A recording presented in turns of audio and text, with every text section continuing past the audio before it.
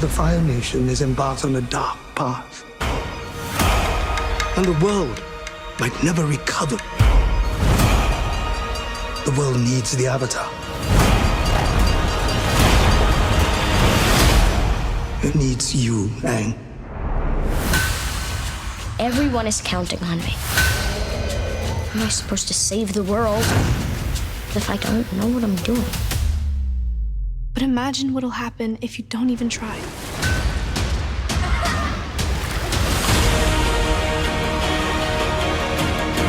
I chased down every hint of the Avatar. It's my destiny. Aang, you must master the Avatar state. The world needs you. It can be the ultimate weapon. Remember what it is we're really fighting for. You have to do this alone. The ones we love. I'm the Avatar, and I'm gonna save the world.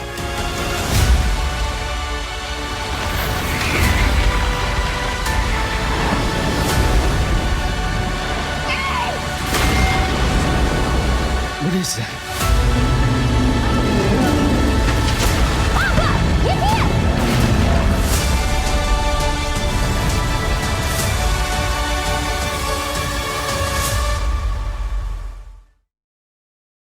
Hey everyone, it's Soul here, and welcome back to my YouTube channel. The new Avatar: The Last Airbender live action came out on Netflix last week, and the internet has been exploding ever since. The chaos online of people hating it, people loving it, the arguments that have ensued, the fan edits that were made in a matter of minutes. I mean, it's just insanity. And everyone has strong feelings about this show, myself included. Today, we are going to do a bit of a deep dive into this series. We're going to talk about all of the changes to the plot, the characters, we're going to see how the Netflix version does as a standalone show, and so much more. Now, before we get into it though, I want to preface this video by saying, whatever your feelings are, let's make the comments section a safe space for everyone. If you loved it, explain why. If you didn't like it, explain why not. However, I will not be tolerating any sort of insults that I saw online talking about the actors' physical appearances. I also will not stand for any sort of bullying or senseless insults and arguing simply because you do not agree. Everyone is entitled to their opinion, and I'm really curious to see how all of you received this show. So please, let's keep the comments section a civil place for everyone to share their own opinions and ideas. With all of that said, we have a lot to discuss today, so please remember to hit that like button, click subscribe to see more videos from me, and leave a comment down below. Here is your one and only warning, that this video contains spoilers. Alright, grab your notebooks and let's fly into it. My initial feelings as a fan of the show and someone who admires the skill of the writing in the original series is that this adaptation is not good. I was actually really upset about it because I guess I had a bit more hope than I probably should have. I was actually quite hopeful that because the actors seemed really into the original that it would turn out better than what we were left with. I was very upset and a bit emotional in my first watch through of the series. However, after the second one, it was much easier to see where they were trying to go with their version. You could tell that they were purposely trying to separate it from the original series, and some things worked, other things not so much. I liked some of the changes, but then again, I'm so attached to the original that it was hard to see some of the decisions and changes made to the characters. However, before we make the direct comparisons, let's try and talk about this show as if we never saw the original. Let's remove the memory of our beloved original Avatar: The Last Airbender and try to analyze this as a standalone show. As a whole, the live-action adaptation of Avatar: The Last Airbender is actually pretty okay if you saw nothing from the original.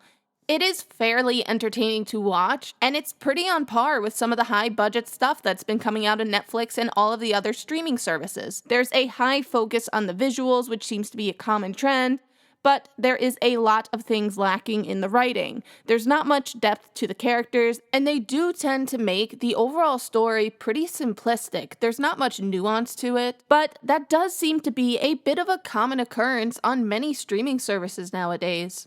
To start things off, I think the cast did an amazing job with what they were given, and I want to give all of the actors a huge round of applause for their performances and for taking on this series.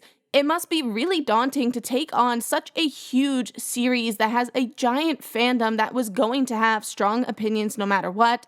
And whether you like the writing of the characters, I don't think anyone can deny that these actors and actresses are really giving it their all. They're giving it their heart and soul. I think Gordon does a great job at Aang's goofy and innocent smile. I know I said I wasn't going to make comparisons, but that's Aang. Come on. That's perfectly Aang. And while on the comparisons for just a moment, I also feel like Dallas as Zuko nailed Season 1 Zuzu's whiny and temper tantrum-like nature. While speaking of Zuko, I personally also felt that Zuko had some of the best stunts. I don't know if Dallas had any sort of martial arts training, but to me, the blend of CGI and movement was the best out of all the bending types and out of all the actors. Also, just in general, the stunts and the action scenes are pretty good. They're not perfect, obviously nothing's ever perfect, but as a whole, they are pretty entertaining to watch and experience on screen.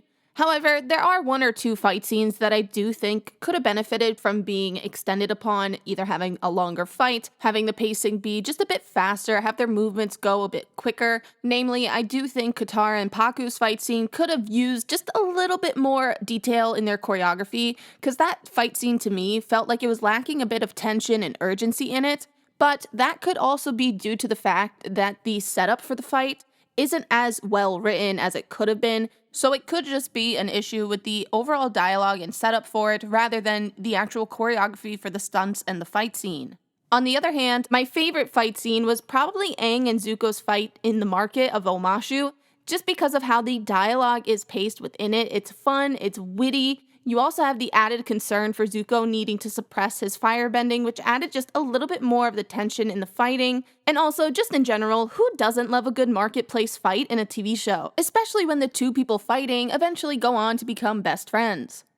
The visuals of the show as a whole were absolutely amazing. I loved seeing the world of Avatar come to life on screen. Wolf Cove looked so cool, the air temples were beautiful, and then the finale of Aang merging with the moon spirit, giving this sort of Koizilla moment, it gave me absolute chills. It was so cool to watch that whole sequence play out. This show is undeniably stunning. The costumes are amazing. The monsters and all of these creatures looked either terrifying or cute, depending on what they are supposed to look like. And like I said in the beginning, you can definitely tell that the visuals were a main priority when creating this show. I know a lot of people online were saying that they don't like how fake some of the sets feel, and they wanted it to be grounded in realism a bit more, but I actually don't mind because I feel like it helps keep some of the fun, entertaining, and childish aspects of the original show. But this is just a preference, and everyone's gonna have different feelings on this matter. Moving on, the general tone of the series is also still quite fun, yet very serious. I thought there was a nice balance in regards to the plot, and it does give off this enjoyable feeling when you watch it.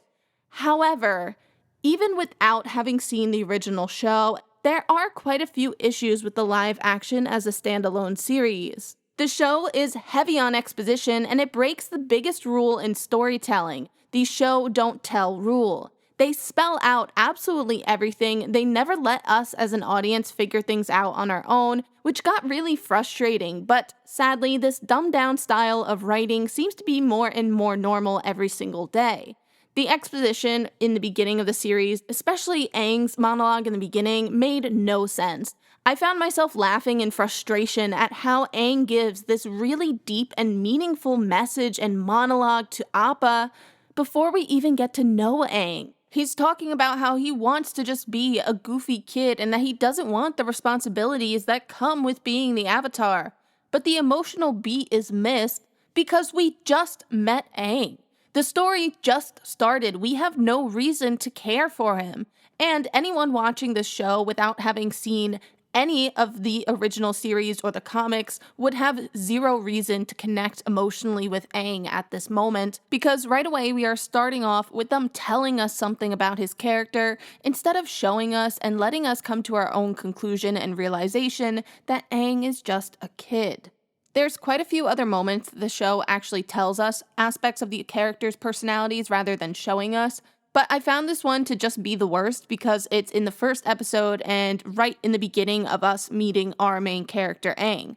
The show as a whole also feels very rushed, and I mean, it is hard to condense and adapt this story because the plot itself is challenging. You do have to portray the group traveling across the globe in one single season. It's a huge task.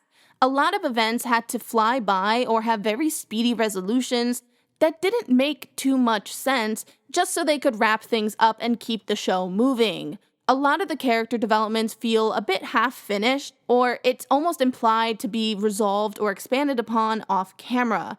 And I kind of think that the main trio, their friendship was probably developed off-camera, which is bad. We should have been seeing how they bond as friends, but that sort of chemistry in those moments were definitely lost and missing from this show. They actually started off really good with Aang and Sokka kind of mutually saving each other. Sokka goes on to fight Zuko one-on-one to try and keep Aang hidden and to protect the village. Then eventually, when Sokka loses, Aang goes as a prisoner to Zuko's ship in order to save both Sokka and the village. That sort of mutual sacrifice was a great start to their friendship, but as the show continued, we didn't really get any true development from the trio's dynamic as a friend group. And this kind of happens for two reasons. First of all, there's so much to cover within this first season that there's not too many times that they could fit in character bonding moments amongst the trio. I mean, the show is only 8 episodes, and we're going to talk about why that is so bad structurally, but you can definitely feel that the friendship dynamic suffered because of this lack of time. Then, the second reason that the trio suffers is because the three of them are often separated in the stories in most of the episodes.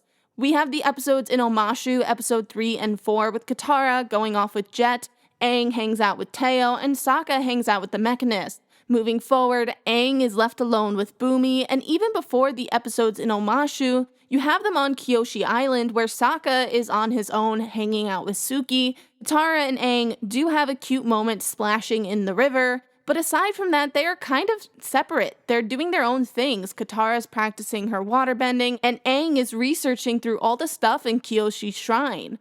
I think that constant separation of their individual plots caused the unwanted side effect of them not really feeling like a close family friend group. I know the show was short on time, but I can't help but feel like they really needed 1 or 2 more scenes dedicated to showing the trio truly bonding in order to express and portray their friendship and their relationship in this season.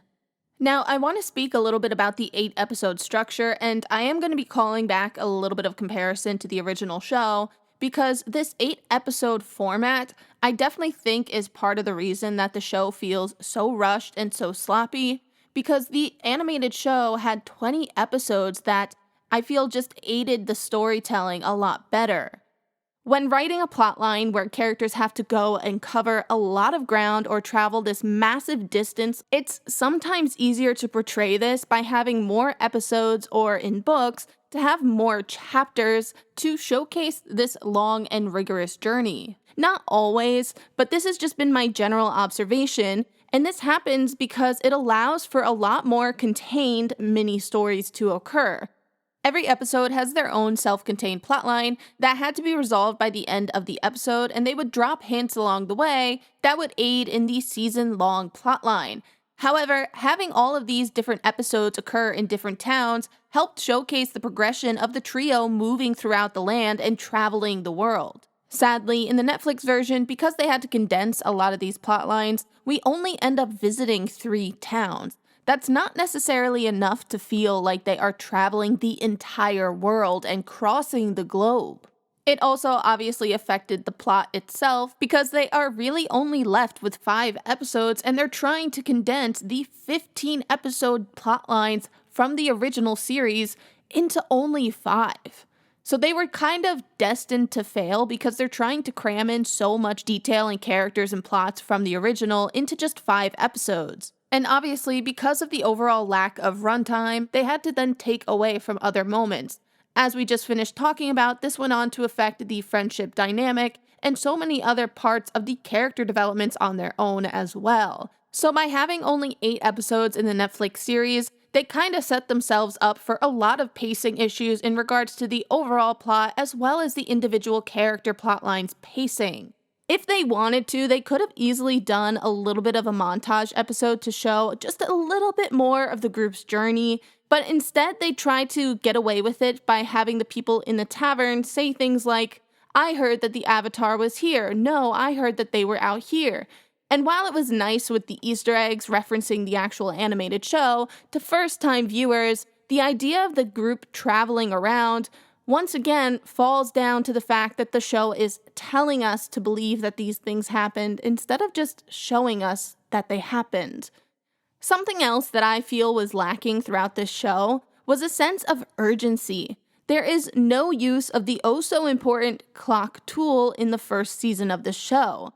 If you haven't heard of the clock tool in writing, it is essentially a basic tool that is used to create tension, urgency, and sometimes even purpose to a certain character's actions, choices, and decisions. The most basic example is probably that the hero has to defuse the bomb before it explodes in 2 hours. Or perhaps the hero has to deliver a specific item by the solstice in order to stop the gods from fighting. Having a deadline helps raise the stakes by having this timer constantly going down throughout the whole series. Either consciously or subconsciously, the idea of the countdown lingers in the back of the viewer's minds, creating this drive to continue on forward. In the Netflix series, they know that something is going to happen to the north, but they don't know when it's going to happen, and they are just kind of taking their time to get there. There's no strong urgency, no pull around that point to get to the north as soon as possible. Sure, they have lines of dialogue that kind of remind us of, hey, don't forget, we are heading to the north, but that's once again just telling us and not showing us. I also found it frustrating because they did almost set up the clock tool, but for some reason they didn't take the final step. They have Zhao saying that they had to attack that night because of the supermoon or the blue moon or whatever it was. So why not just have Aang know of the deadline? Why not have Aang be made aware and implant that seed of urgency and emphasize the fact that they need to get to the north by that particular celestial event? I think it would have created that little extra oomph, but they clearly didn't do that. And I don't know why, because they kind of half set it up. So it was definitely a bit weird for me. Obviously, moving forward with the idea of the comet arriving, they will definitely have the clock tool moving forward, which is great because, like I said, I do think that that sense of urgency was lacking. But I think the biggest issue that I would have if I was a first-time viewer is probably the gaps with Katara's bending. She has gone from not being able to form a single water bubble in the beginning of the show to all of a sudden being named a master waterbender in not only a short span of time, but also without never learning any advanced waterbending skills.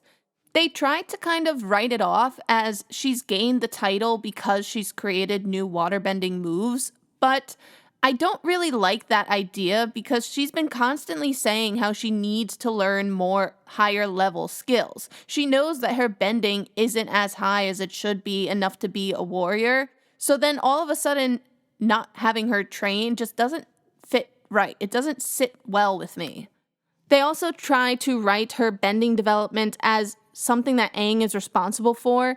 He is the one that is encouraging her skills and for shaping her into this master waterbender. For example, we have the finale with Katara's speech when Aang is in the Avatar state and she's talking about how much he's taught her, how different she is because of him, and how inspired she is by him. But it's confusing and frustrating because we never really see them interact in relation to waterbending. They obviously don't learn waterbending together in this version of the show, and aside from Aang's occasional comment of, "Wow, you learned a new trick, that's great!" Aside from that, they don't talk about waterbending together. It also makes me wonder, just in general, how the bending rules are being perceived by newcomers. How would someone who's never seen the original show be understanding and interpreting the bending? It must be a bit confusing just because of how quickly Katara's supposed growth to a master waterbender is. But with all of that said, the show as a whole, despite this poor writing, it is still okay. And if you've never seen the original show, you probably would find it to be pretty high up there with the common writing levels of today's streaming and top shows. Obviously, the bright colors and the aesthetics are very appealing, the soundtrack is fantastic, and the world itself is still very captivating, and I am sure that the hearts of many new viewers are invested in seeing and learning more about the world of Avatar. However, the reality is that most people watching this series have seen the original animated show. So let's finally start drawing all of the direct comparisons and talking about these changes. Me personally, I am deeply upset by a lot of the changes made in this show. I don't like how flat it feels as a whole. They obviously took out a lot of the complexity that some of the characters go through, and I just feel very conflicted about the general plot changes. Some things that I did like about it still ended up feeling a bit unpolished or not fully finished. My favorite general plot change was how they condensed 3 episodes into 1. The mix of the events in Omashu, I actually thought it was really cool. I love the added political tension and conflict that we got with Jet's plans and an extension with Jet's character. I feel like him being in the city of Omashu and fighting on more of a political mindset to attack Bumi and use the Fire Nation as the scapegoat for it, I thought that was actually a really clever change. I like the expansion on Jet's character. But since they are condensing so many episodes, a lot of the little plot lines get resolved really quickly. Jet confronting Katara afterwards happened so fast, and I'm not really buying the fact that he just lets her walk away. It's different in the original series because Katara, Aang, and Sokka end up flying away and leaving. Jet's not going to track them down, but in this version of the show, they're still in the city, and Jet is still very mad at Katara. He's probably also worried about her revealing him and the other freedom fighters to the Earth Kingdom guards, and yet nothing else happens to him after this moment.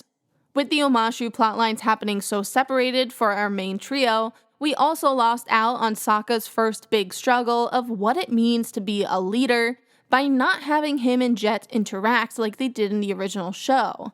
This is kinda compensated with his episode with Suki. It seems like in the original show, Suki was there to show and teach Sokka what it means to be a warrior, while Jet kinda taught him a lesson on what it means to be a leader. But now in the Netflix version, Suki has kinda taken on the role of showing Sokka what it means to be a leader instead of Jet. But I still would have liked to see some more interaction between Jet and Sokka because I do feel like there is still a lot of potential for more growth and development from Sokka's character if he was compared and contrasted with Jet like we saw in the original show.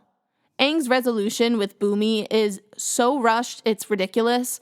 I don't love Bumi being this miserable old man towards Aang, but I do understand what they are going for, and in relation to the story, it definitely works. It's just hard to watch as a fan because Bumi is so fun-loving, but it does work. It's not bad writing. Where the bad part comes in is how quickly it's resolved. He just sees this one little whistle that Aang obviously kept on him, and all of a sudden a lifetime of misery and the feelings of being left behind and put in impossible decisions and having the weight of people's deaths and murders on your shoulders, that just all disappears when he looks at one single whistle. Like, I'm not buying that from this angered version of Bumi who is just tormented by war.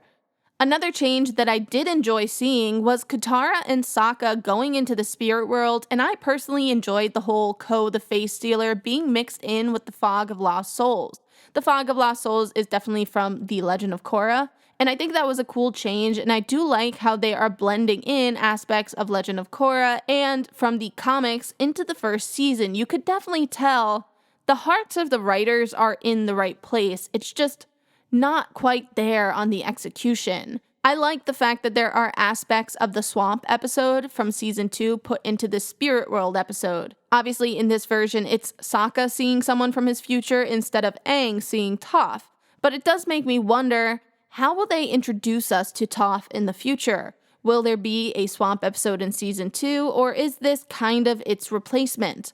Also, by having Wan Shi-tong there, I think it's a little silly and a bit of an unnecessary fan service. He is so polite in this Netflix series when he is absolutely terrifying in his episode in the library in season 2. I just don't see him as this nice and welcoming spirit to greet them in the spirit world. And I know I said that the visuals as a whole were good, but this is the only place in the entire series that I think the visuals needed a lot more work. It just needed a little bit more spirit world magic to it.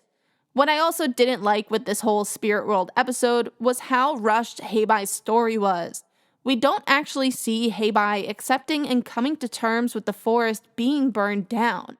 It's just kind of assumed that Aang burying the eggcorn in the shrine calms the spirit down, which, once again, they are telling us to just believe it instead of showing it and letting us see it for ourselves. One change that did really bother me, though, was that the Fire Nation as a whole didn't seem that threatening to me, at all.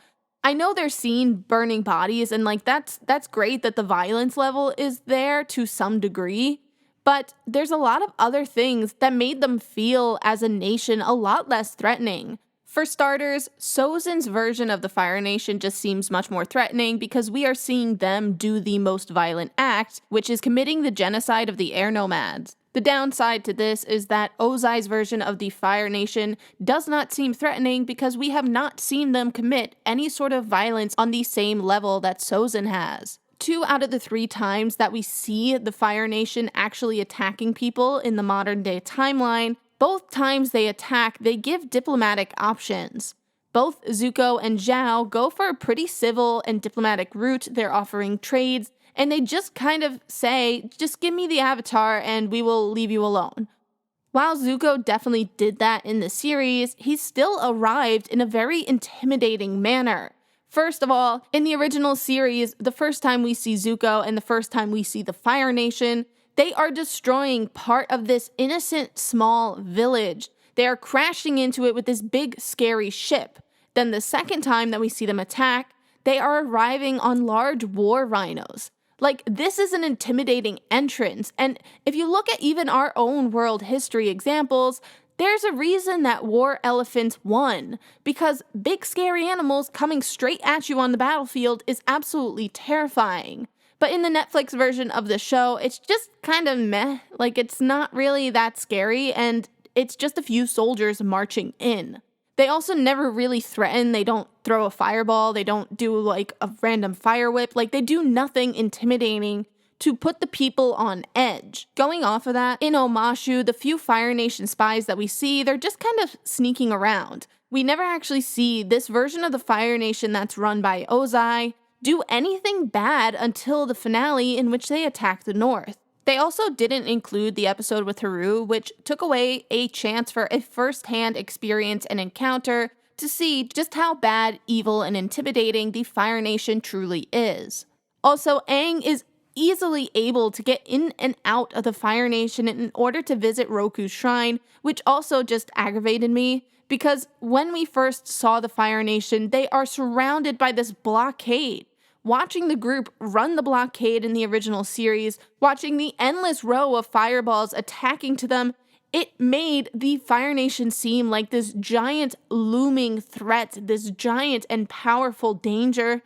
And in the Netflix version, they just don't seem intimidating at all. Also, another minor change that I feel made the Fire Nation feel less intimidating, and this is kind of minor, and I know not everyone really cares about this, but the fact that we don't see either one of the Fire Lords sitting on their throne made no sense to me. That idea of being hidden away by a wall of flames was so intimidating to see. Also, all of the original camera angles in the show would use this to sort of mirror how Ozai was looking down on everyone, including his own family. So the fact that that subtle detail is lost is kind of upsetting.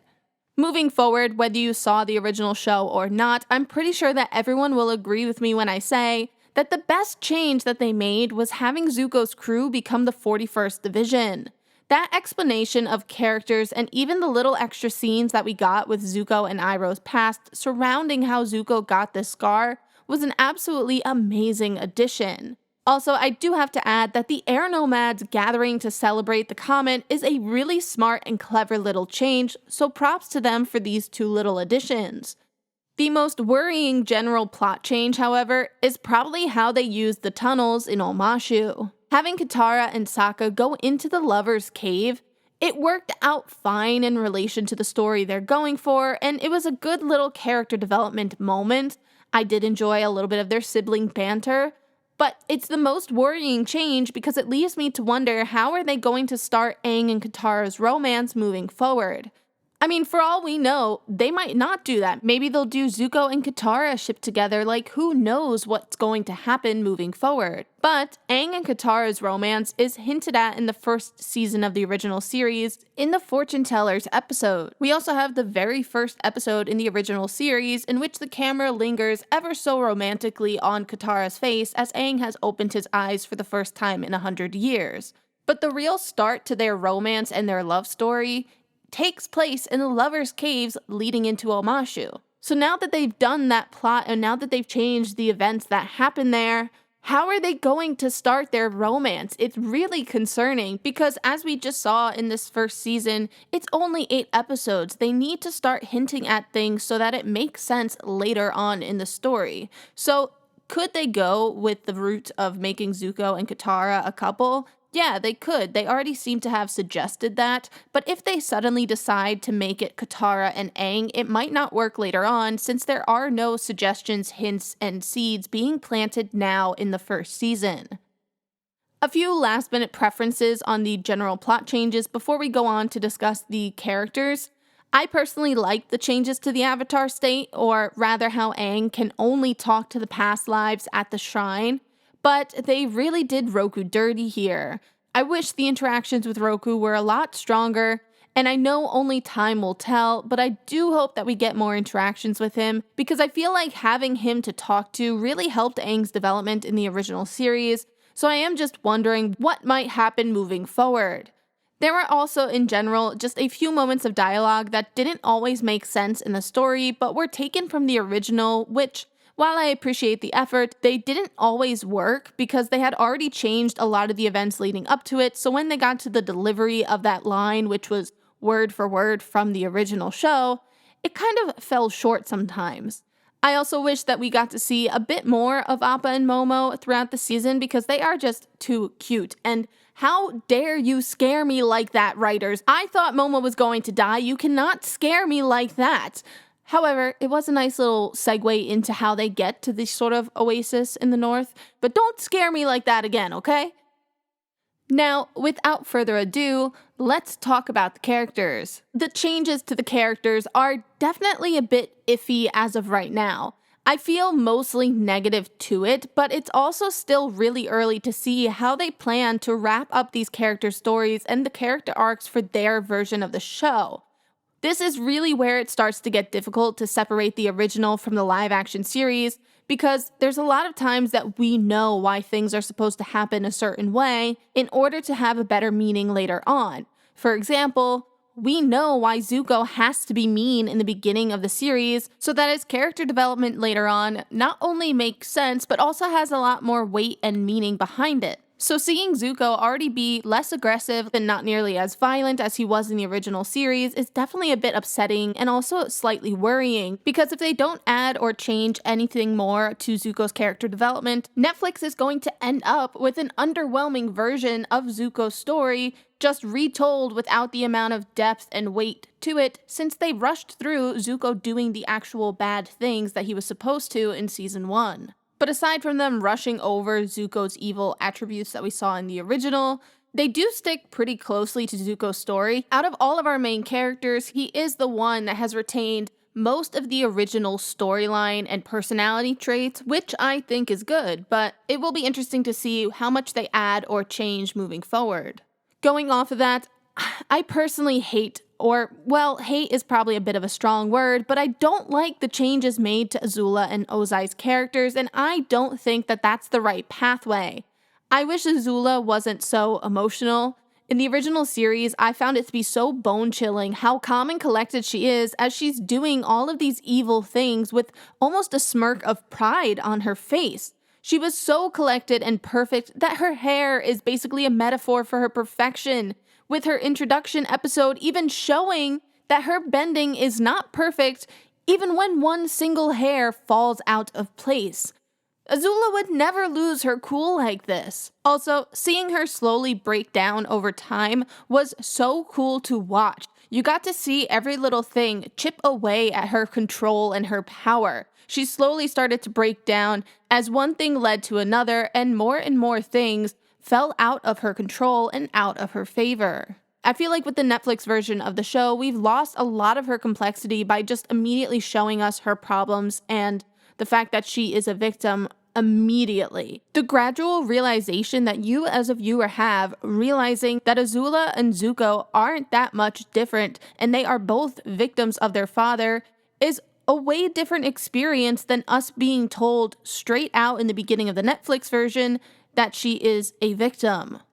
With the Netflix coming out and having Azula say that she is not Zuko right in this first season, that is when I knew that I was going to be forever disappointed in this version of Azula. The weight of that line in the original series is so much more impactful. The original series doesn't draw that direct comparison from Azula to Zuko until the setup for the series finale in the third season, where Azula crouches in front of her father and bows before him and gets frustrated and cries out, "Don't treat me like Zuko." That moment has such a good build up to it that the payoff for that line delivery and that moment of realization that Azula has that her father is treating her like Zuko is way different than in the Netflix series. In this live action version, we don't know Azula's true character yet, so we only have to go off of what they are telling us and showing us. And with Azula already drawing comparisons from herself to Zuko, it leads us as an audience to think that she's always comparing herself to Zuko. Is she always at this competition in her brain to compete with her older brother for the throne? That gives us that idea of her personality, which entirely changes Azula's original character. When Azula first enters the show, there is not a single doubt in her mind that she cannot beat Zuko at anything and everything. She knows that she is the best. She is this firebending prodigy. In her mind, the throne is already hers. It wasn't until later on in the series, namely in season 3, that she started to realize that by not having friends and by constantly being mean to people, she was losing power. The power of friendship trumps all, and that is a part of Azula's character development. She pushed too many people away. She pushed May away, she pushed Ty Lee away, and that is ultimately what brought her down and caused her to crack. So with Azula already starting out showing a lot of cracks and mental instability, I'm really concerned as to where this is going to progress. Just as with Zuko's story, it could end up in the same way. It could end up being right along the same route. She just progresses into crazy land as the pressure just gets too much.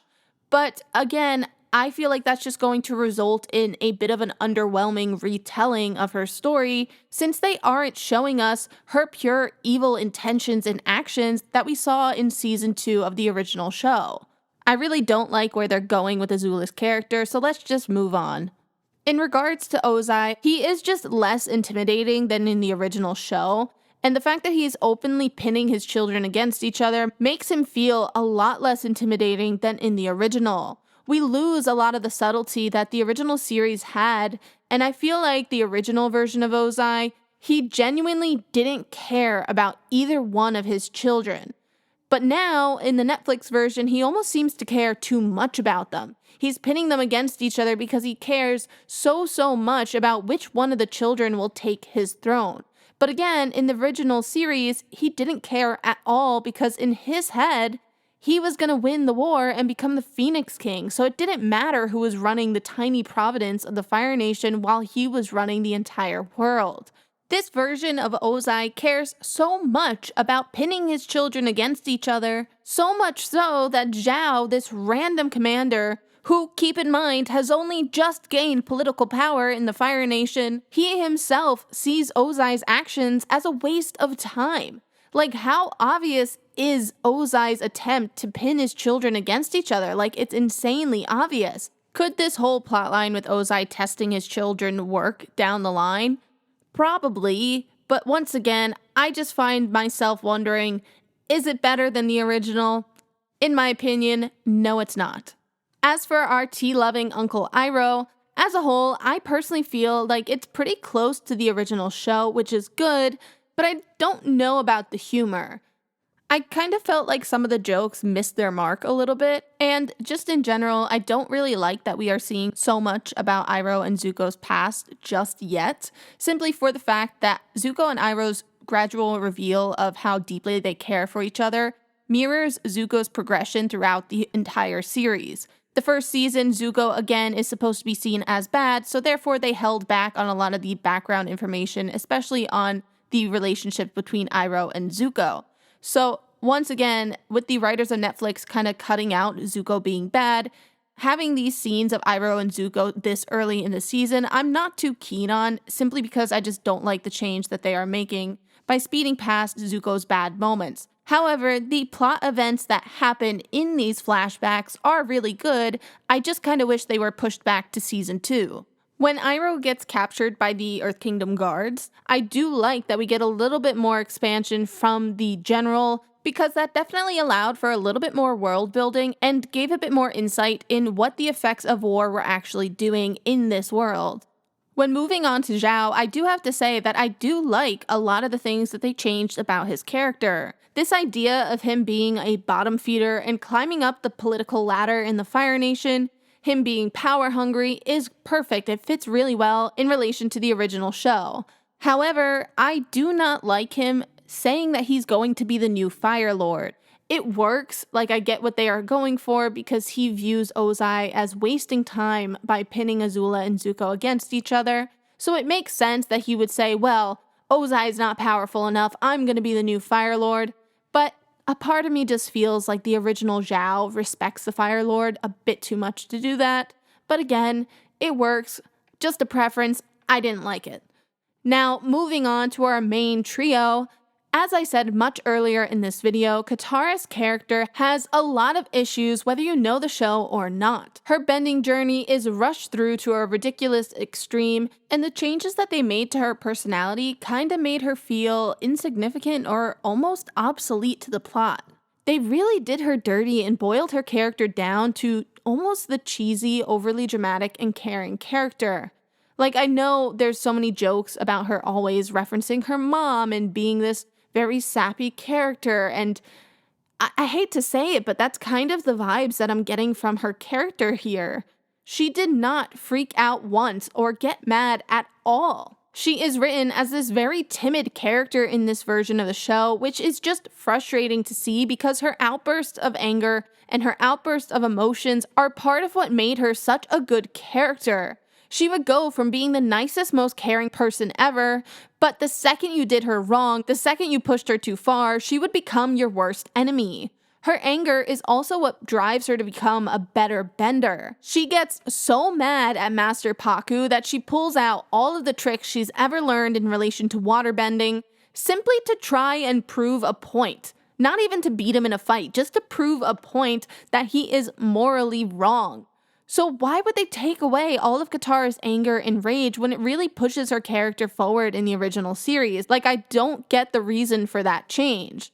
They also don't go on to replace it with anything else, so Katara as a whole is pretty boring in the live action. I do, however, like the addition of her trying to fight back as a child while she is watching her mother get attacked and burned by this Fire Nation soldier. That was a nice little extra stab to the heart in relation to her backstory. Definitely made me a bit emotional, and going off of the positives here, I also like how she gets the scroll. It's nicely done how she gets the waterbending scroll that's been hidden for years by her grandmother. It is a million times better than in the movies, that's for sure. When it comes to Aang, I'm a bit conflicted. The creators had originally come out and said that they were going to make Aang step up to the plate more, have him not run away from the responsibilities of being the Avatar, which they did portray in the beginning scene where we see him taking Appa out for a flight in order to clear his head and think, versus in the original show, Aang is running away from the responsibilities of being the Avatar. However, this version, they do this weird thing where it almost seems like Aang is trying to die, or they seem to be implying that he would rather die than be the Avatar. The guilt that he feels almost comes across that he wanted to be there with them instead of being the Avatar, which is interesting because then it goes against the idea that they were going for, the idea that Aang wants to be the Avatar. It gives off this really weird back and forth in Aang's character, where one episode he's saying he's just a goofy kid, doesn't want to be the Avatar, then the next episode he's saying that he wants to help people and that he is the Avatar, and then by the end they have this really long speech where Katara has to basically convince Aang to not merge with the moon spirit, to not disappear for eternity and essentially die. I'm not quite sure what the writers are going for. And now I might get a lot of hate for saying this, but at least Aang's character development in the movie, yes, I am talking about the horrible, horrible movie, its only redeeming quality was the fact that they tried to give Aang a really emotional character development. And at least they had a set track on what to do with Aang, because I really don't know what the Netflix live action is trying to go for here. We haven't seen Aang come to terms with the fact that he is the Avatar. We haven't really seen him get over his grief over the death of Gyatso and the other air nomads. I really don't know where they are planning to go with this, or if they are trying to slowly wean us away from any memory of Aang's struggle and just it'll magically resolve off camera. Like, I'm kind of frustrated with what they are doing with Aang. But something that I think we can all agree on is that we are missing out on Aang's goofy side, and that negatively affected his character in this show. The best thing about Aang was that despite all of these pressures of being the Avatar and needing to defeat the Fire Nation, he still knew how to have fun, and we definitely don't get that here. Also, Aang not learning waterbending at all in this season is just so stupid. Not only does it take away a lot of the development between him and Katara, but it also makes zero sense when you go back to what the writer said about wanting Aang to take responsibility as the Avatar. If he doesn't learn waterbending, he's never going to be a full realized Avatar. So it's just ridiculous. They did, however, keep Aang's overly talkative nature, which I was so grateful for. We got him talking with Iroh when he was captured by the Earthbenders. He was captured by Iroh and Zuko and he's chatting their ears off. And then with Zhao, he's talking to them just like he did in the animated show. It kind of gave me little glimpses of the original Aang, which we all know and love, which was so nice to see. But I will say, I don't love how talkative both Iroh and Zuko were to him. It could definitely work well in the story that Netflix is going for. But I was kind of picking up a lot of season 2 vibes from him and Iroh's conversation in the Omashu prison, which, again, since they are seemingly speeding up Zuko and Iroh's character arcs, it makes sense that Iroh is so nice to Aang in their conversations, but it's still just a bit upsetting to me, like it doesn't seem like a season 1 moment. And the same thing sort of goes for Zuko when he's talking to Aang. It kind of shows that Zuko's mindset is already, again, in season 2, rather than in season 1 evil Zuko. My mind may change on this topic later on after the 2nd and 3rd season of the Netflix version come out, but as of right now, I don't really like how talkative they all are. And then we have Sokka. I personally feel like Sokka will be wrapped up really nicely by the end of the show, probably with some sort of message of you can be a leader and a mechanic and a warrior because all of those things together make you who you are. Probably some sort of cheesy message like that, which is pretty close to the original show. The only thing is, I kind of wish Sokka's struggle was a bit more gradual and subtle. I think the gradual transitions that Sokka went through in the original show, starting off as this almost make-believe leader to a wannabe leader to a warrior, then a strategist, and finally a true leader who uses all of the abilities that he's learned throughout his life, it was perfect. And while the show is hitting most of the main points, the subtlety is lost, and I think that's a bit of a negative here. I also personally despise the fact that he did his ice dodging challenge before his father left, and that he almost failed it. Him almost failing it and passing it anyways is so not good in relation to Sokka's development. Sokka in the original series has earned every single breadcrumb of respect and maturity from his father and the other warriors in the show. So seeing him get in and succeed despite failing, it's really disappointing, and I also think that does not align with Hakoda at all. I don't see Hakoda's character doing that. and I don't really know why this version of Hakoda and the Water Tribe is so okay with this. I also think that Sokka's struggle in the original series of not completing the rites of passage in his tribes before all of the men left, it showed a unique side of the consequences of war. It showed the feeling of being left behind and not part of the group, and it was definitely an interesting view of what maturity means in a time of war. All of that is getting lost by Sokka doing the ice dodging trial before his father left. Instead of all this subtlety and nuance, the Netflix version gives us Sokka, who is constantly comparing his experience as a leader of the warriors in the Southern Water Tribe, and also just complaining about it a lot, while he is talking to both Yue and Suki, who are their respective areas' local leaders. Again, in terms of the Netflix show on its own, it works, and it should hopefully, like I said, end up really nicely, so we'll see what happens moving forward, and as of right now, I just don't like how obvious it is. I wish it was a bit more subtle. Also, I do want to add that the humor with Sokka's character, I think it works pretty good. I mean, we all knew it was going to be a bit of a challenge to replicate the humor, simply due to the animation creating unique elements of humor that is done through the hand-drawn styles. But as a whole, I do think that they adapted it pretty nicely. But I will also say that Sokka having these sort of main moments in relation to his struggles with identity makes me realize how weak of a character Katara is in this version. The fact that Sokka is getting a much stronger focus than she is definitely upsetting, and it just makes me want a lot more from Katara moving forward. Now, I don't know about you guys, but I like the change of Yue being a bender. I think that's a nice way to tie in the whole idea in theory that Yue probably should have been the next Avatar had Aang not been trapped in ice for 100 years. But I don't like the fact that she's able to go in and out of the spirit world. That definitely seems to be breaking some of the rules from the original series. But again, in the Netflix show, it kind of works since they haven't specified any particular rules around bending and the spirit world yet. One thing that I didn't like in relation to Yue's character, though, is the fact that she rejects Han and her father is very okay with it. And they went on to make Han really nice. For starters, making Han this nice and respectful guy takes away the complexity of the original show. I think having this rude guy on the side of the supposed good guys, the Northerners that are innocent and getting attacked, showed a great lesson, especially to children who, once again, the original show was made for kids. It showed that good guys can be rude and mean. And on the other hand, with characters like Iroh and Zuko, it also goes on to show that the bad guys can become nice. And now, with the Netflix version, we have lost a bit of that depth and complexity by making Han a nice guy overall. As for Yue being free to reject Han, well, that kind of goes against the Norse political system, and I don't like how they've split this. This would have been okay, except for the fact that they kept in Katara versus Pakku fighting. They've kept in the rule that women are not supposed to be fighting with waterbending.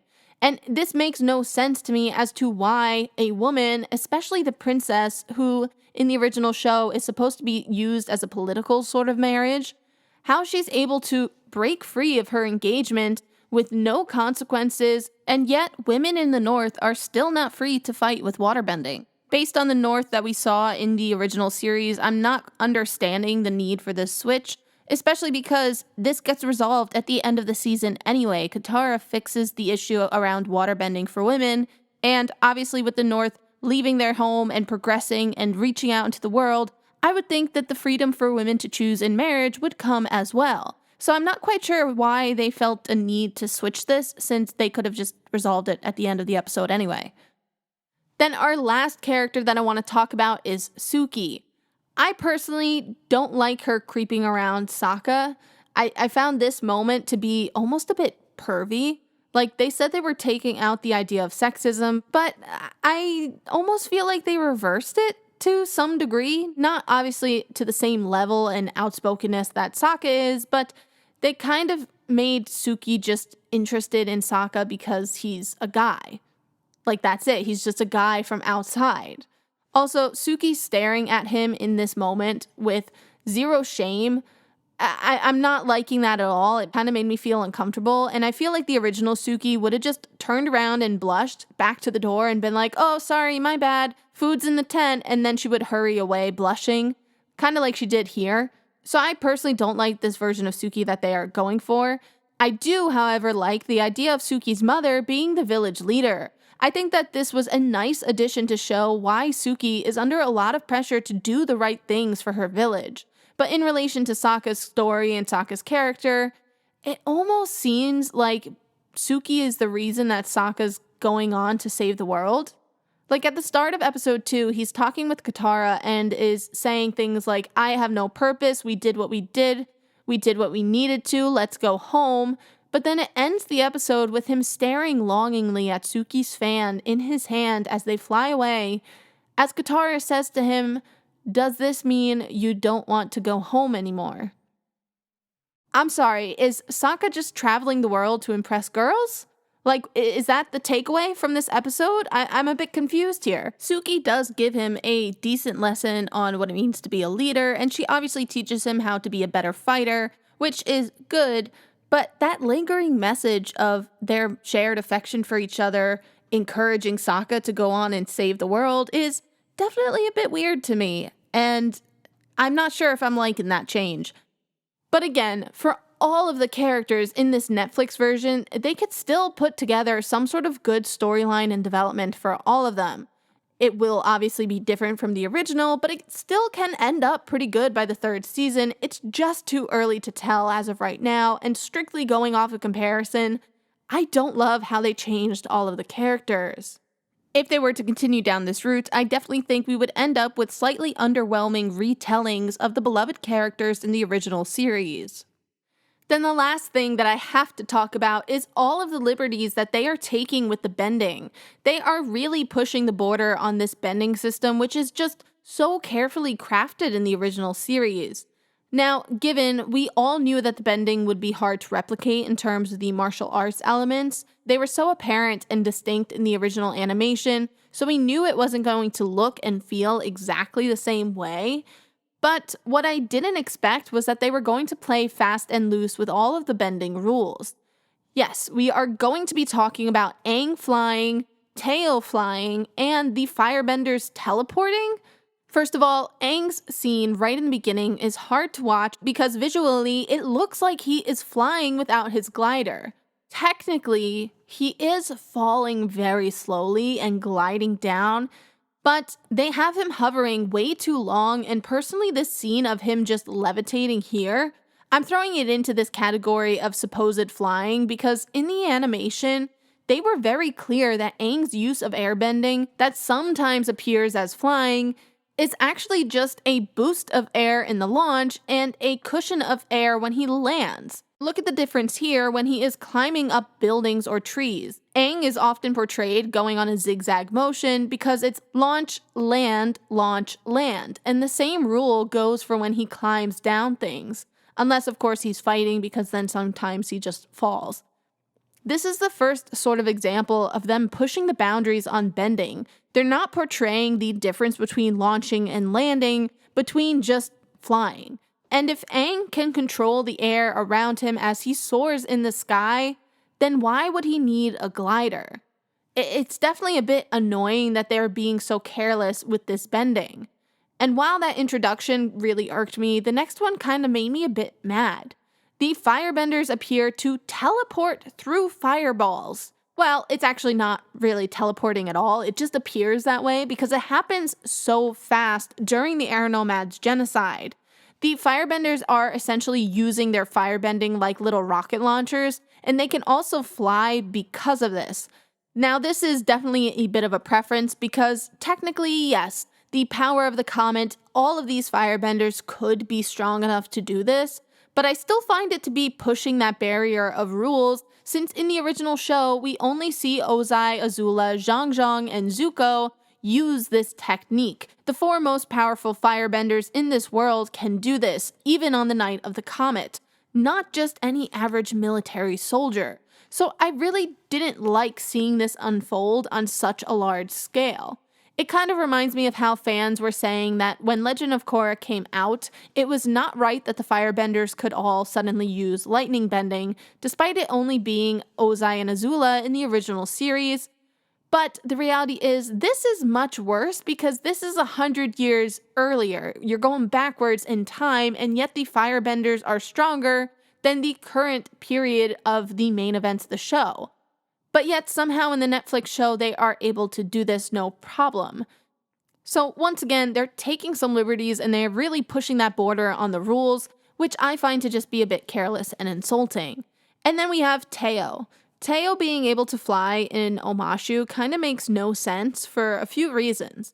First of all, they never really explain how he is doing this, how he flies, or how he might glide throughout the mountains and the cliffs. It is implied that he's using the air currents because he has one line where he says that if we go in the morning, the currents are better. But even in the original series, where they are high up in the mountains and there's plenty of wind and currents, they still needed the steam from the Mechanist's contraptions in order to actually glide, soar, and land. But Teo does this perfectly in Omashu. I also don't understand how the Mechanist would have come up with the idea of creating this glider for Teo, because in the original series, they're in the Northern Air Temple and he finds the Air Nomad's old gliders, and that's where he gets the idea to use this guy. Part of me feels like they could have easily done the Omashu plotline with Teo not having this glider. I feel like it would have been just as effective and it wouldn't have been this slightly confusing issue in relation to airbending and flying. So to sum things up, as a standalone show, and if you never saw the original series, it's fairly good. It's pretty on par with the writing quality of many TV shows coming out right now. But in my opinion, this being seen as an adaptation, and after you've seen the original show, it's not good, and they really mess up a lot of the characters' plot lines. The show as a whole feels rushed, feels sloppy, and most importantly, it breaks the #1 rule of storytelling, the show don't tell rule, which is just so thoroughly disappointing because the original series did such a good job overall. So far, this adaptation has not added anything to the world of Avatar, so I'm struggling to find the point of this live action other than just a quick grab for cash. And I do worry that all of the main characters that we know and love will end up having their stories retold in a bit of an underwhelming way. But again, only time will tell if they go on to do a second and third season. Now, this was an insanely long video, and if you made it this far, make sure to leave a little wave, a rock, a flame, or an air emoji in the comment section down below. If you liked this video, please remember to hit that like button and leave your thoughts in the comment section. Did you like the Netflix version? Did you not like it? Explain why. But once again, let's keep the comment section civil. While you're down there, click subscribe to see more videos from me, and turn on notifications if you want to be notified whenever I post a new video. Thanks for watching, everyone, and I will see you future souls next time. Bye, guys!